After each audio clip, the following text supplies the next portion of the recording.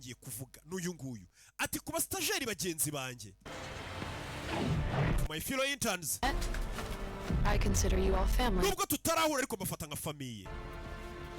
If you're getting this email, you, like me, niba mubonye ino email mbahaye kimwe namwe mumeze nkanjye. We're raised by the internship. Twese twakuriye mu cyari cyiswe ngo ni internship. Icyo cyatureze. Ni programu yitwaga internship yabareze. My code name is Catalyst. Izina banyise ni Catalyst. Code name. Code name yanjye ni Ram. Know the following. Muri kano kanya You are not alone. mumenye ko mutari mwenyine.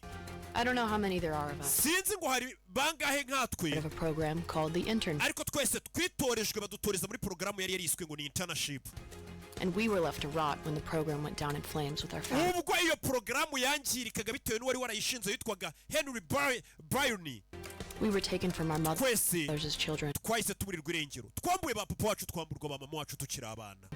Tortured. Turatotezwa. Turi uburyo babarezemo iyo programu yitwa ngo stage. Babareze babakubita. To be better for them. But we're more than just killing machines. Baradukoze ariko ntago turi abantu gusa. Baradukoze tuba nk'imashini zica. Especially if we work together. Cyane dushize hamwe twaba imashini zica. Tuvuye hariya tugaruke. Mu nzu ndangamurage muri Leta Zunze Ubumwe za Amerika iri New York. Aruri ubu nimbabwira ko nayigezemo muravuga ngo nabwo ndi gukabiriza ibintu. Witabye telefone. Code name ni analyst. We all come from different backgrounds. Twese dukomoka mu miryango itandukanye, dufite ubumenyi butandukanye. Tugaruke New Jersey. We're forced to see in the dark. Amwe muri twe twatojwe kurebera mu mwijima. Blinded and buryo babuze gato ngo tube impumyi. Could see things that others could not. Twatojwe kubona ibintu abandi batabona. Uyu nguyu bamwita gute? Apothecary. Ni code name yiwe.